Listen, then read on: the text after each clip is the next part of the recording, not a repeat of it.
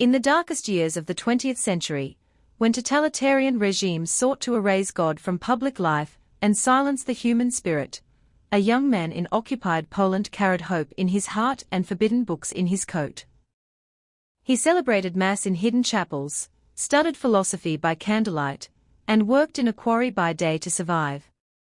His name was Karol Wojtyła, and he would one day become Pope John Paul II, the most traveled pope in history, a moral beacon for millions, and a quiet revolutionary whose words helped dismantle an empire without firing a single shot. Born on May 18, 1920, in the modest town of Auschwitz, near Kraków, Karol Józef Wojtyła grew up in a world marked by loss and resilience. His mother, Emilia, died when he was just 9 years old. His older brother Edmund, a doctor, perished at 26 after contracting scarlet fever from a patient. By the time he turned 20, his father, a retired army officer who had raised him alone, had also passed away. Left without immediate family, Karol turned inward, finding solace in literature, theatre, and deep philosophical inquiry. He enrolled at Jagiellonian University, where he studied Polish language and drama, dreaming of a career on stage. But history intervened. In 1939, Nazi Germany invaded Poland. Universities were shut down. Intellectuals were arrested or executed. Undeterred, Karol joined an underground resistance movement centered around culture and faith. He performed in clandestine plays that preserved Polish identity under occupation. At the same time, he felt a growing call to the priesthood, a dangerous path under both Nazi and later Soviet rule. In 1942, he secretly entered the Kraków seminary, studying theology in cellars and private homes while working long shifts at the Solvay chemical plant to avoid deportation. Ordained a priest in 1946, he quickly distinguished himself through intellectual rigor, pastoral warmth, and a rare ability to connect with ordinary people. He earned a doctorate in theology, served as a parish vicar, and later became a university chaplain, where he walked alongside students, discussing love, suffering, and purpose in late-night conversations that would later form the basis of his groundbreaking work Love and Responsibility. Appointed auxiliary bishop of Kraków in 1958, then archbishop in 1964, he navigated the treacherous landscape of communist Poland with wisdom and quiet defiance, defending religious freedom while avoiding direct confrontation that could provoke state violence. His rise coincided with the Second Vatican Council, 1962-1965, where he emerged as a leading voice for renewal, not by abandoning tradition, but by making it relevant to a changing world.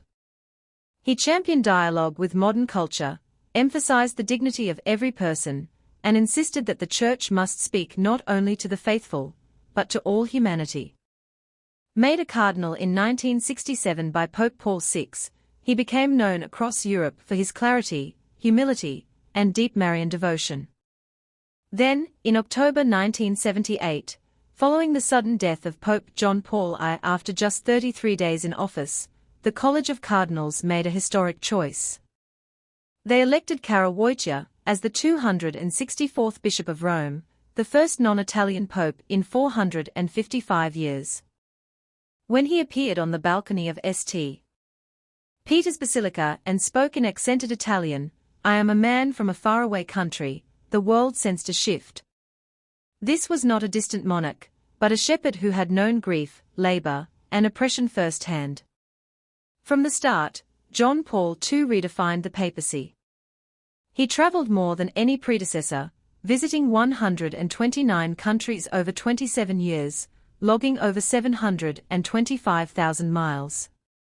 He kissed the ground upon arrival in each nation, embraced lepers in Africa, prayed with indigenous communities in the Americas, and knelt in silent reverence at Auschwitz. He was the first pope to enter a synagogue, doing so in Rome in 1986, and later visited the Great Synagogue of Warsaw, calling Jews our elder brothers in faith. In 2000, he made a historic pilgrimage to Jerusalem, placing a prayer in the Western Wall asking forgiveness for Christian persecution of Jews throughout history. His 1979 visit to Poland was perhaps his most consequential act. Millions flooded the streets, chanting "We want God," in a nation where religion had been suppressed for decades. His words, "Do not be afraid," became a rallying cry for the solidarity trade union movement led by Lech Wałęsa.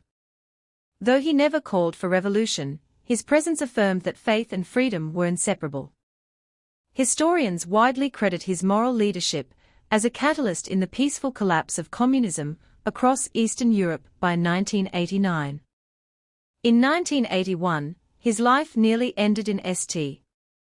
Peter's Square. A Turkish gunman, Mehmet Ali Aca, shot him at close range. Severely wounded, John Paul II underwent hours of surgery. During recovery, he asked the world to pray not for vengeance, but for his attacker. 2 years later, in a gesture that stunned the globe, he visited Aca in prison, forgave him face to face, and later advocated for his pardon. That act of mercy became a living testament to the gospel he preached, that love conquers hatred, even at the cost of personal pain. He wrote 14 encyclicals, 15 apostolic exhortations, and countless letters addressing war, poverty, bioethics, capitalism, and environmental stewardship. In Evangelium Vitae, the Gospel of Life, he defended human dignity from conception to natural death. In Centesimus Annus, he critiqued both unbridled consumerism and state socialism, calling for an economy rooted in solidarity. He consistently opposed abortion, euthanasia, and the death penalty, framing these not as political positions, but as defenses of the sacredness of life. He also transformed the Church's relationship with youth. Launching World Youth Day in 1985, he turned it into a global phenomenon, drawing millions of young people to cities like Manila, Toronto, and Rio de Janeiro. He spoke their language, not with slang, but with authenticity, acknowledging their doubts, dreams, and search for meaning. To them, he was not a distant authority, but the Pope who listens. Over his papacy, he canonized 482 saints and beatified 1,338 individuals, more than all previous popes combined, emphasizing that holiness is not reserved for clergy, but lived by teachers, mothers, workers, and martyrs in everyday life. He apologized for historical wrongs committed in the Church's name, including the Inquisition, the treatment of Galileo, and centuries of anti-Jewish teaching. Diagnosed with Parkinson's disease in the 1990s, he refused to hide his frailty. He trembled visibly during public appearances, struggled to speak, yet never stopped serving. His final years became a powerful witness to the dignity of suffering, showing that weakness, too, can proclaim truth. He died on April 2, 2005, at age 84. Millions gathered in Rome for his funeral, chanting Santo Subito. Saint now. In 2011, Pope Benedict XVI beatified him. In 2014, Pope Francis canonized him alongside Pope John XXIII. Today, Saint John Paul II is venerated not for perfection, but for perseverance, for showing that one life, rooted in faith and compassion, can alter the course of history. His legacy endures in classrooms where religious freedom is taught, in nations once behind the Iron Curtain, in hospitals where the dying are treated with dignity, and in hearts that choose forgiveness over revenge. He proved that true power does not come from armies or empires, but from a single voice saying, "Be not afraid." And in that courage, the world found hope.